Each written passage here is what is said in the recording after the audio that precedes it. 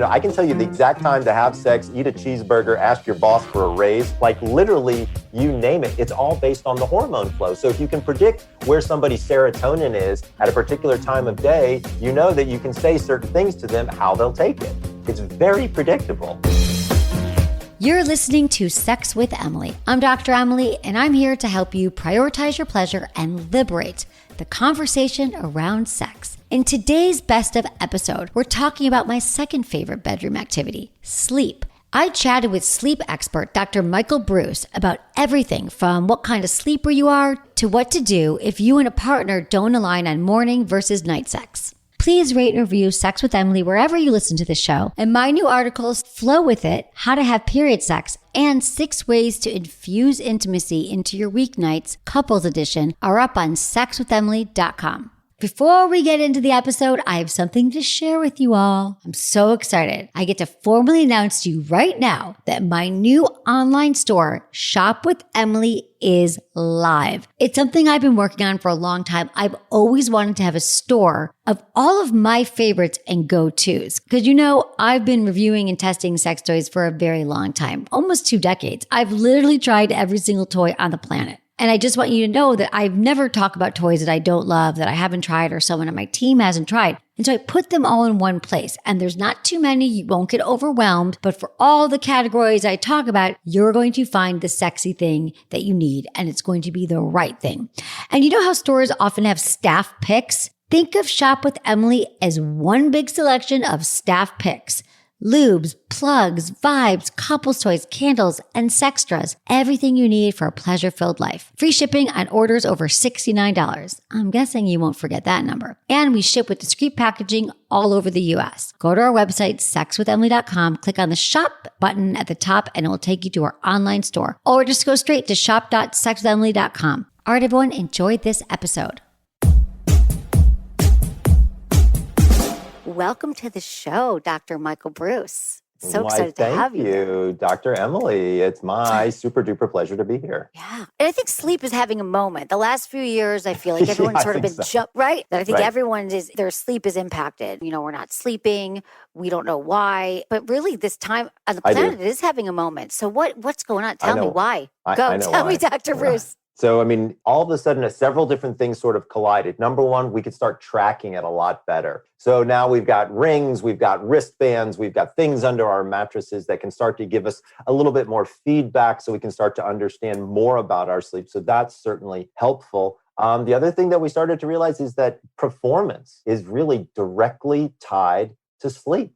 All kinds of performance. So like financial performance, like how well you do at work, relationship performance, sexual performance certainly has got its roots in sleep. So, when you start to think about all things performance related, we as a species seem to be kind of evolving towards this sort of high performance, high tech sort of universe. Guess what? Sleep's going there too. And we're all trying to figure it out as fast as we can. Yeah, we really, really are, right? And all the impact of the lights, and everyone's talking about the blue light blockers. Our phones, right? We're staring at our phones all day. Now, even more so, we're on our computers. You're staring at your computer screen. That's going to impact our sleep. Yeah, which is not so great, not only for eye strain, but also exposure to the blue light that's in the computer screen. I'm oftentimes recommending to people, there's a free software out there. It's called Flux, Flux. You download it, put it on your laptop, and it will automatically change what's called the color temperature of the screen, the monitor. So that way you're not getting the blue light in the evenings. If you're in a studio, obviously there's lighting, so that's a different story. But then I also tell a lot of my female patients, I say to them, look, if you wear makeup, don't take your makeup off as the last thing that you do at night, because you're in front of this huge, brightly lit mirror usually, right? Because you're really trying to get it out from the pores and, under the eyeballs and all that kind of good stuff, right? And so I'm like, dude, don't do that in front of a brightly lit, you're telling your brain it's basically sunshine morning time, right? So take your makeup off at 6 o'clock or, 7 o'clock, earlier in the evening, then, chill out, throw on a ponytail or whatever you do. And then you're off to the races, right? And then you're not getting this massive dose of blue light in the evening. I never even thought about that. Right. Oh gosh, this is amazing. Okay. Well, before you answer this, I do want to talk about how sleep impacts our sex life. But the first thing off the top of my head is that one of the most common questions I get asked is, I want sex more often than my partner. What do we do? And then lot of times it comes to, well, I'm a morning person. My partner's a night person. Right. How do we make that work? How does it impact our sex life? All right. So this is the $64,000 question, as they say. So Yes. in my book called The Power of When, I actually took a look at this question because this is a question that I actually get asked on a very regular basis is what's going on here. So first of all, what we're talking about is a basic idea that I call chronotypes. So people may have not heard of the word chronotype before, but you have heard of the concept. If you've ever heard of somebody being called an early bird or somebody being called a night owl, right? Those are chronotypes. So originally we thought that there were three. There were early birds, what we called in the middle, or hummingbirds, not the best of names, and then night owls, right? So I added a fourth chronotype to the literature. And so, by the way, these are genetic. So it's not like you happen to choose, hey, I want to be a morning person, or this is actually something where we see a single nucleotide polymorphism, or what we call a SNP, on a particular gene, the PER3 gene. This is what actually has a lot to do with scheduling within your circadian system. So when you see the polymorphism there, it makes you an early bird or it makes you a night owl. So this is where it gets interesting. By the way, if this is one of these genetic things, right, and it's kind of inbred in us, we want to figure out what that is. We probably want to be dating somebody that's the same chronotype as us, right? Like, wouldn't you want to? Well, that should be, yes. I mean, I always say, so let's talk about question. So here's my question. Why doesn't Match.com, why don't they ask these questions? Wouldn't there be a ton of sleep-related questions that you'd want to know about your partner before they became your partner, right? Yeah. Because I'd want to know, do they snore? Do they like it warm or cold? What side of the bed do they sleep on? Like firm bed, soft bed? There's a bunch of factors here, right? Yeah, a snorer and a soft mattress, we're done. Let's not even go out for drinks. Let's just call it there, right? I mean, you see what I'm saying? Yeah, see, I already knew we'd be critical. It's part of the human condition. It's all about the relationship. The core is sleep, for sure.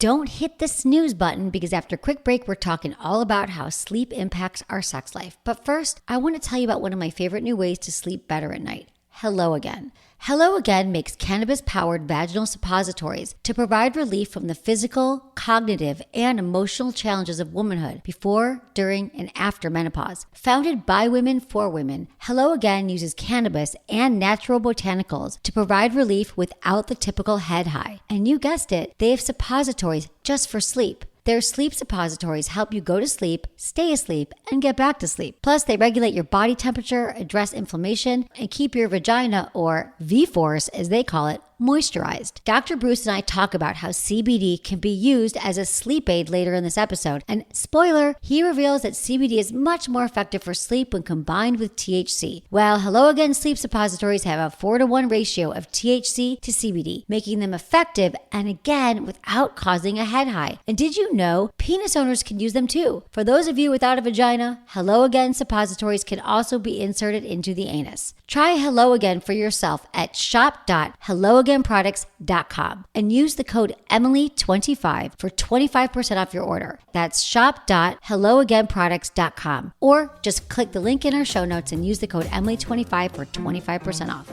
All right, everyone, we'll be right back.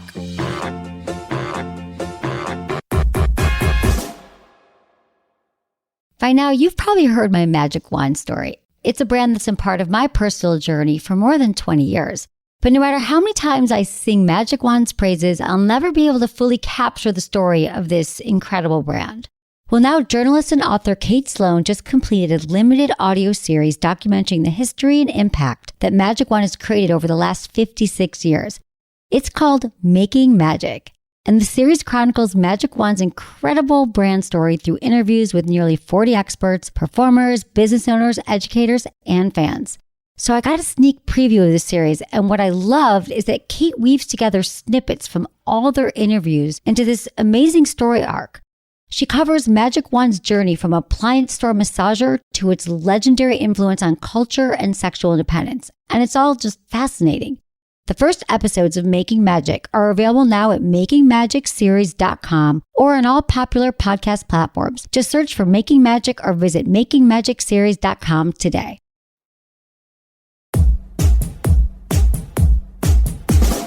So here's the basic answer to the question. When we look across chronotypes, right? You need 5 hormones to have successful sex to be elevated. You need estrogen, progesterone, testosterone. You need cortisol and adrenaline all to be high, right? You want all of those to be high. You want melatonin, the sleep hormone, you want that to be low, right? So we did a survey. 74% of people like to have sex between 10:30 and 11:30 at night. What do you think their hormone profile looks like? The opposite, right? Right. The melatonin is high and all the things that are supposed to be high are low, right? Right. So that's clue number one as to what might be going on here. And if you're in a heterosexual relationship, what do most men wake up with? An erection. Right. If that is not Mother Nature telling you when to use that thing, I don't know what is, right? Right. Yes, I agree with you. You already got it going on. You got half the problem there, right? Half the problems are answered. Yeah. Because you've got the elevation in testosterone there, so it makes a lot more sense. So a lot of times, I have a lot of patients who say to me, I like having, intercourse with my partner, but he falls asleep afterwards all the time. And I want to spend more time or whatever. And so I'm like, well, okay, well, what about morning sex? And I'm like, I'm being a sex doctor, not a sleep doctor here. But what I'm talking to them about is when they want to do that. And so that's really what we talk about. So I actually created a matrix in the book. So what do we do if an early bird is already married to a night owl, right? That's the big question. I had to create a matrix in the book. And in the book, I also have a matrix for lesbian couples and gay couples because the hormone profiles are different. Wow, this is amazing. Yeah, it's what awesome, a great hack. Yes. The science is incredible. I love the science of it. And I love, because I actually want to talk about too, the chronotypes. Go back to that. Your chrono quiz. You can find it at chronoquiz.com. That's CHRONO quiz.com. Because you're saying that these chronotypes are set at birth. It's about our hormones. So you can't really change it. But my question is, I feel like I used to be, when I was younger, my mom was always like, you're a night owl, you're up so late. And then over the years, I used to run marathons and stuff, I used to get up really early. But now I feel like I'm seriously like a night owl. I go back to that, but I want to be a morning person because that seems like the right way to be. So you're saying it's set? And let's talk more about that, Let's talk about what we call chrono longevity.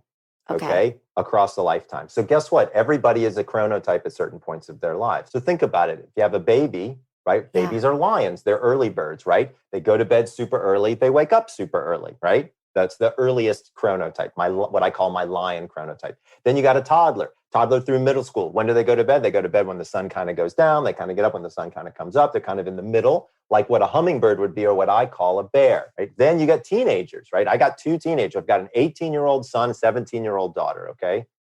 It's hell, all right? I'm just letting you know. There's nothing fun about having teenagers. But what do they want to do? They want to stay up until 2:00 in the morning and they want to sleep until 2:00 in the afternoon, right? Those are wolves. Those are the night owls, right? So everybody goes through, by the time you reach about 18, 19, 20 years old, it kind of sets in. Then it kind of stays with you, assuming no major circumstance kind of juts in and changes things, like you have to take a shift work job and you become like a night shift worker or something like that, and in some cases, motherhood can be one of those jobs that can go right in and mess up your sleep schedule pretty bad. So, and that's a whole nother line of that's topics. A no sleep chronotype, right? That's just exactly. That's a mess chronotype. But yeah, so the whole thing kind of works itself out. But then when you get older, so I'm 52 years old. So right around 55-ish, my melatonin is going to start to slow down, which means I'm going to start backing up because I'm more of a night owl. I don't go to bed before midnight ever. I just don't. Okay. Never have. Okay. You don't go to bed. And then do you wake up at the same time or do you, because I know how important that is. Yeah. So it turns out that your wake up time is more important than your bedtime. And so when I started an experiment on myself about 3 or 4 years ago, where I was like, I'm going to wake up at the exact same time every single day, no matter what. And so 7:30 was the time that my body naturally woke up because I'm kind of a night owl. I'm not kind of that early person. So I would wake up 7:30. Then all of a sudden I didn't need an alarm to wake up. And then all of a sudden I was waking up at 7:15. And then it was 7:00. I wake up at 6:13 every single morning now. I still go to bed at midnight. That has not changed at all. So how do you explain that? Yeah. So my entire sleep schedule has begun to consolidate based on how strictly I'm following my circadian rhythm. Yeah. Right. So so that's kind of the super hack here. So I'm a high performance sleep coach now. So I work with CEOs, athletes, celebrities who say to me, Michael, I need my sleep, but I don't have the time to do that. Can you help me get there in a healthy way? And the answer is absolutely, I can. Oh, okay. So then we're talking about following your unique circadian rhythms so you Exactly. can hack your sleep, but there Yeah. must be so many factors, diet, exercise, Oh, right? of course there are. Yeah. So we layer all that in. And that's the cool part about this whole circadian rhythm thing. It's not just sleep. All of your rhythms flow based on when you go to bed and when you wake up, based on your melatonin rhythm. So like your cortisol doesn't kick off until your melatonin is going down. So Right. everything goes, and it's very, very predictable. So the rest of the book is where it tells you all the different cool things. Like I told you how to, I can tell you the exact time to have sex, eat a cheeseburger, ask your boss for a raise, like literally you name it. It's all based on the hormone flow. So if you can predict where somebody's serotonin is at a particular time of day, you know that you can say certain things to them, how they'll take it. It's very predictable. But if it's different for everybody, then how would I know? Wouldn't It's I have not. to There's get, only 4 types. but how would you know your boss's type, for example? That's easy to figure out. If your boss emails you at 4:00 in the morning, guess what? They're a lion, right? Oh, right. Right? This isn't hard to figure out. You can If hack that, right? With your Right? employee, Think I about guess, it. with your staff. Yeah, you're Right? right. If your boss shows up right and never has a meeting before like 9:00, they're probably a bear, right? If your boss never makes it into early morning meetings and is usually later in the day person, they're probably a wolf. And if their boss is emailing you 24/7, they're probably a dolphin. Oh my God, you guys. Well, they know that I'm a wolf. Stick around because after the break, Dr. Breus and I are talking more about sleep, including what to do if a partner's snoring is affecting your sleep quality.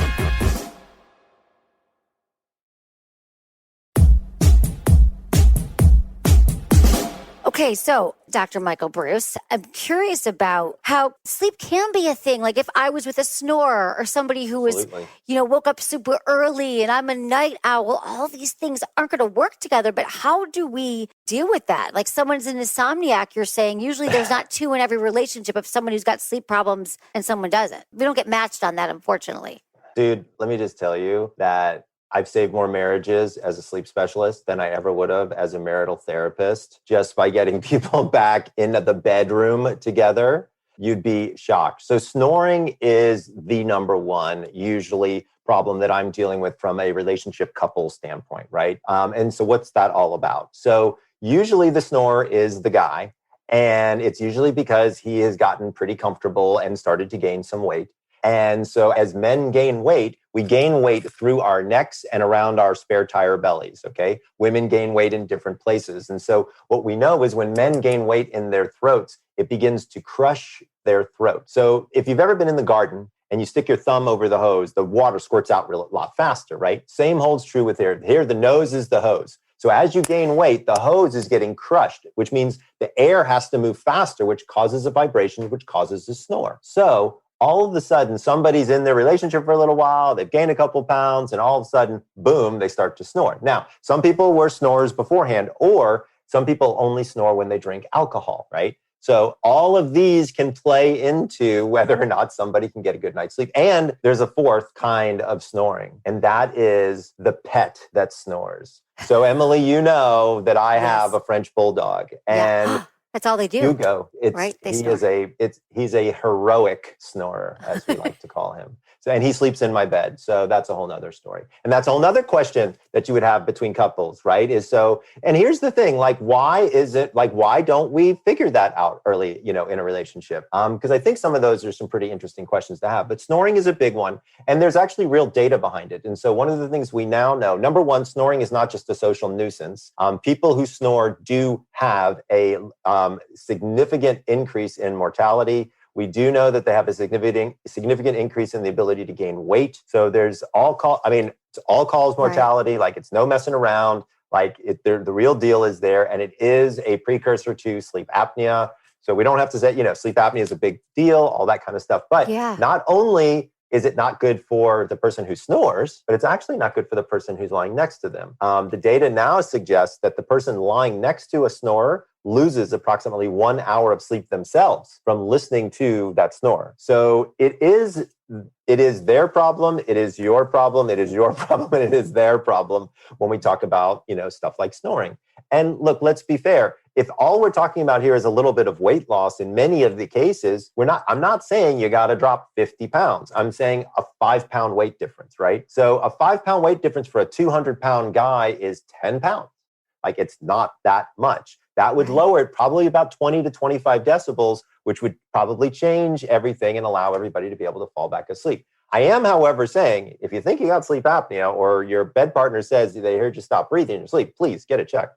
So snoring in most cases is something that you could correct by perhaps reading one of your books, going on a sleep cycle, losing weight, or there's also some other things that going on, right? So there's losing weight, but there's also devices out there. There are mouth guards that can be actually very, very helpful. And to be clear, you don't want to just go get a boil and bite, mouth guard that you get off the TV, because you can end up with jaw problems. Also, if you have TMJ, it can make TMJ significantly worse. So this is something you want to get from a dentist. There are dentists now that are actually board certified in dental sleep medicine. And so it's great because they can move your jaw forward. Then there are commercially available things that you can go to get at CVS or whatever. One is called Mute, M-U-T-E, which is a nasal stent. It goes inside the nostrils. So this is like a miracle cure for snoring for a lot of people, because what it does is it literally just kind of opens up so think of a breathe right strip, but on the inside. It's not uncomfortable. You're thinking, oh my God, who's going to shove that thing up their nose, right? Trust me, they will. 30 seconds after you put it in, you really don't feel it. And so it actually works out really, really well. I work out with one on, and it's great because I get more oxygen. And if I drink bourbon, my wife's like, go put your nose thingy in. I want to hear you tonight. So these are great hacks I use the Breathe Right chips because I realize as I've gotten older, I feel like it's harder for me to breathe sometimes. But then sometimes my mom called me today. I was wearing it. And she FaceTime with me and she's like, what's on your nose? Because I don't wear it. This one you could. Nobody would even see it and you'd breathe a lot better. It's called Mute? M-U-T-E, hit the mute button. And I can get it at CVS? I think it's $14. Okay, I'm going to buy one of those. This is super helpful. We have some calls. I'm talking to Dr. Michael Breus. Fire it up. And we have Marie, 23, in Texas, has a snoring challenge in her relationship. Hi, Marie. You're on with Emily and Dr. Breus. Hi. Hi. Thanks for calling. Okay. How can we help? So my boyfriend and I, we've been together for a couple years now. He has a really big snoring problem. Really big, okay? He sounds like a bear when he sleeps. It wakes up the whole house. So it just makes me really tired in the morning. I go to bed early. I work really early, and it just keeps me up all night. I've tried earplugs. He's tried nose strips. He's tried allergy medication, all the things you could try, and it makes me tired. It makes me irritable towards him, and I don't know, sometimes I feel like it affects our sex life too, and I don't know. Yeah. What do we do, Dr. Breus, with the snoring So this is exactly the situation that I hear about all the time. So number one of the things that you should consider doing is going to see a sleep doctor to evaluate the snoring. Because if somebody's snoring is waking up the whole house, there's a very high likelihood that they have sleep apnea. It's highly unlikely that level of volume and frequency of snoring wouldn't have some sort of apneic characteristics to it. So I would say, have the person evaluated by a sleep specialist, and that'll set you down the path of ways to actually correct the problem. And I think that would probably be the first thing that I would consider doing. The second thing I would consider doing is putting him in another room. There's really no reason for you to continue to be disrupted by his. You've got to go to work. If he's got the issue, why is it disruptive to you in your life? He can go into a guest room or he can go to the couch. At the end of the day, I'm not trying to be a not so nice guy about it, but if you continue to make the problem easy for him to not fix, then he's not going to fix it, right? Yeah.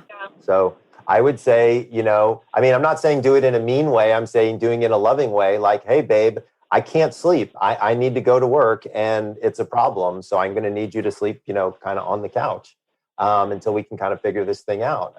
Trust me, it doesn't feel good to be told that, but at the end of the day, it's pretty motivating to possibly get something done. And if it's something really going on with his health, like there might be a suspicion of, then maybe you're doing him a favor. Yeah, Marie. I haven't thought about it like that. Yeah. Marie, sometimes we have to have these tough conversations, you're acquiescing, but it's also impacting your ability to show up in the day. So thanks, Marie. Yeah. Let us know how it goes, okay? Thank you so much, you guys. Thanks for calling. Yeah, I appreciate absolutely. it. We have Jane, 58 in Illinois, has a question for us. Hi, Jane. Thanks for calling. Hi. What's going on? Hi. How can we help? Thank you both for taking my call. You bet. My question is dealing with a job that I'm not really happy in. I've got quite a bit of stress and anxiety. Been affecting my sleep to the point where I wake up with my jaw clenched. I had some tooth pain, went to the dentist. He's like, God, it looks like that tooth is at trauma. And I'm pretty sure it's from clenching my jaw when I sleep. Yep. I recently started taking CBD oil, hoping that that would help with my stress and anxiety. And I'm not even a week in, but I definitely feel calmer. But I don't know that it's necessarily helping my sleep. And so I'm wondering if you might have any insight on CBD oil and how that might help, or any other tips to get to sleep and stay asleep and turn my brain off. Yes, that is absolutely. the question. How do we turn our brains off? Thanks, Jane. That's a great question. What about CBD oil and sleep? So if you look at the data, and unfortunately, there's not a tremendous amount of data on CBD and sleep as of yet, you would need probably north of 160 to 180 milligrams a night of CBD for it to actually have an effect on sleep itself. So you'd need to have quite a bit of CBD. Now, if you had a little bit of THC in there, then it would act more as an accelerant and you wouldn't need as much CBD. Now, off the top of my head, I can't remember if Illinois is one of the states that is got medical marijuana as legal, or cannabis, or recreational, or what have you. If it isn't yet, it probably will be soon. Right. I think there's some great options looking at cannabis for possibilities for sleep. When we're talking about stress and we're talking about turning off our brain, that's one of the things that cannabis actually does pretty well. But to be clear, I'm not talking about getting stoned. I'm talking about getting to sleep. So there are products on the market now that are being created that you can find in dispensaries that are specifically targeted to sleep. Again, it's not there to get you all psychedelic and high. I mean, that's fine if you want to be recreational, but that's not what this is for. This is specifically to help lower that anxiety that you would be having before bed, to help you kind of coast off and be able to fall asleep. Now, to be fair, if cannabis isn't your thing, which for a lot of people it's not or can't be yet, there's actually a couple of other options on the marketplace that people should be aware of. My absolute favorite thing to tell people about is magnesium. Most people are magnesium deficient. So if you really want to go with the best starting route, what you really want to do is you want to look at your magnesium, your vitamin D, and your iron. If you're deficient in any one of those three, get that fixed first, right? If you can get that fixed first, then you at least know what's going on, because sometimes you're correcting for a problem that you don't really need to correct for, right? So make sure that you've got magnesium, vitamin D, and iron up to par first. I think somebody put in the chat that it's recreationally legal in Illinois. Thanks. Yeah. Thank you for that, by the way. So Thanks, Blaze. Thanks, Blaze. Blaze, that's funny. So Blaze knows all about it. Blaze knows all about the weed, dude.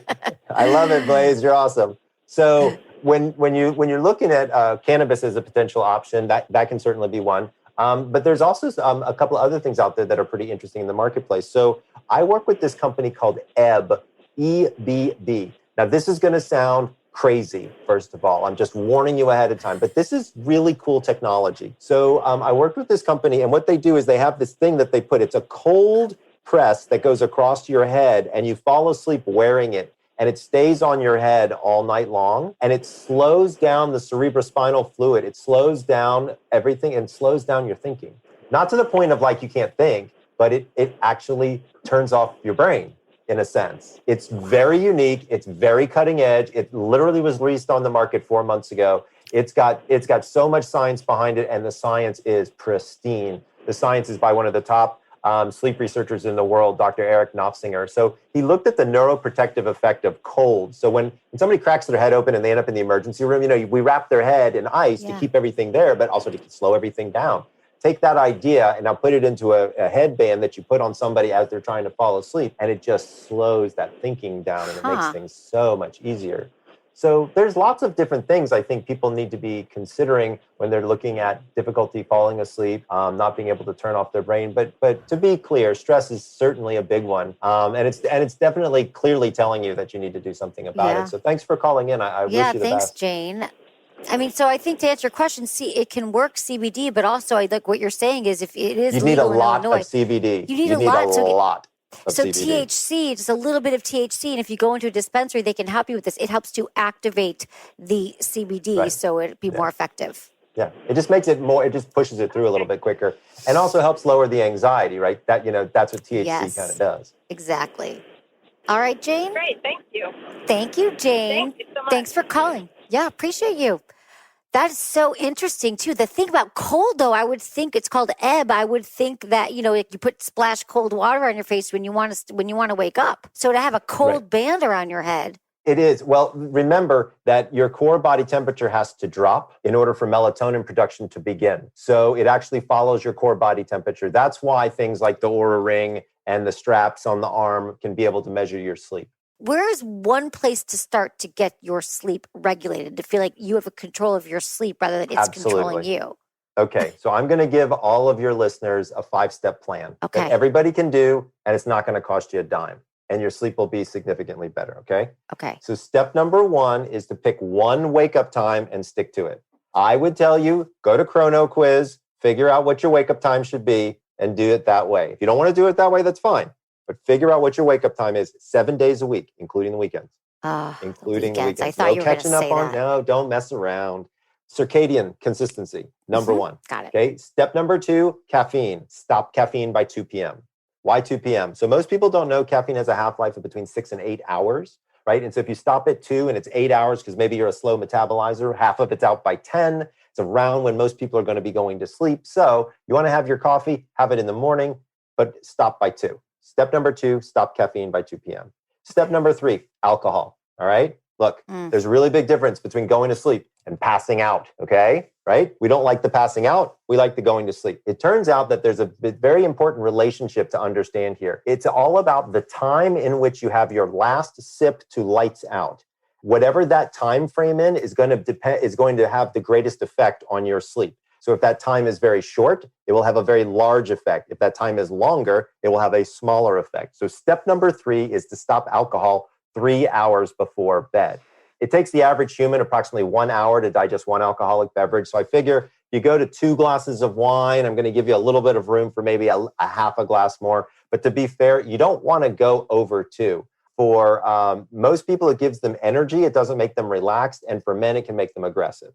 Step number 4 is exercise. Exercise daily. But don't exercise too close to bedtime because like we were talking about, we want your body to cool down, not warm up. So stop exercise 4 hours before bed. Step number 5, this is going to help with brain fog in the morning. When you wake up in the morning, you should have a 15-ounce bottle or glass of room temperature water. You should grab it and you should drink it, walk over to the window and get 15 minutes of direct sunlight. Most people don't know, but in fact, sleep in and of itself is a dehydrative event. So you actually lose a full liter of water as you drink your water. You lose a full liter of water every night just from the humidity in your breath. So you need to get that back in there. And then number 2, light that comes from sunlight. When it hits your eye, you have a specific cell in your eye called melanopsin cells. These cells will turn off the melatonin faucet in your brain, which will help you remove brain fog. Do me a favor, though, after you grab that bottle of water and you walk over to the window to get your sunlight, put on a robe. I'm just saying, put on a robe. Robe. Okay, this is great. That's my best joke. Come on, that's my best joke. Even if it is a great joke. We have time for one more call. JJ57 in Texas has a question for the sleep doctor. What's up, JJ? Hi there. Hi. Hey, I'm a truck driver, and I've been tested for sleep apnea. Okay. And I have been diagnosed with it. So I have to use the machine. Mm-hmm. Is there any way that I'm ever going to be able to get off of this machine, or is it permanent forever? It's a great question. And so there's a lot of things that depend upon my answer, but I'll give you a general answer and then one that's a little bit more specific. So it all depends upon your anatomy. So for some people, if they've just got big tonsils, if you can remove those tonsils, then in many cases, we can remove the CPAP machine. There are some very advanced surgeries that have been, we've found now. I work with a group out of UCLA, and they do some amazing work in looking at ENT surgery. So it used to be very barbaric. We would just cut out everything, throw it in the back and not worry about it. Now it's very target picking. So yes, you can get off of a CPAP. Some people can get off a CPAP with weight loss. And then also some people can get off a CPAP by using a dental appliance that can work as well as a CPAP. And then you don't have to lug the machine around with you. Also, don't forget there are travel CPAPs. So you might be able to get that, and that might make your life a little bit easier. Yeah. Whew. All right, JJ, we got it in. Okay, thanks, I love JJ. your Thanks. show. Keep it up. We will. Not going anywhere. Thanks, JJ. Appreciate you. Thanks for calling. All right, they can find you at thesleepdoctor.com. What's your best sex tip, sex and sleep, before we go? My best sex tip is have sex in the morning with the lights on. That's my best sex tip. The lights on, or the sun coming in, right? Open the curtains. The sun coming in. Thank you so much for joining us, Dr. Breus. You can find more about Dr. Breus at thesleepdoctor.com, Instagram and Twitter, The Sleep Doctor, and take his quiz to find out your chronotype at chronoquiz.com. That's it for today's episode. See you on Tuesday. Thanks for listening to Sex with Emily. Be sure to like, subscribe, and give us a review wherever you listen to the podcast, and share this with a friend or partner. You can find me on YouTube, Instagram, Facebook, and Twitter at Sex with Emily. Oh, I've been told I give really good email. So sign up at sexwithemily.com. And while you're there, check out my free guides and articles for more ways to prioritize your pleasure. If you'd like to ask me about your sex life, dating, or relationships, call my hotline, 559-TALK-SEX. That's 559-825-5739. Or go to sexwithemily.com/askemily. Special thanks to ACAST for powering the Sex with Emily podcast. Was it good for you? Email me, feedback@sexwithemily.com.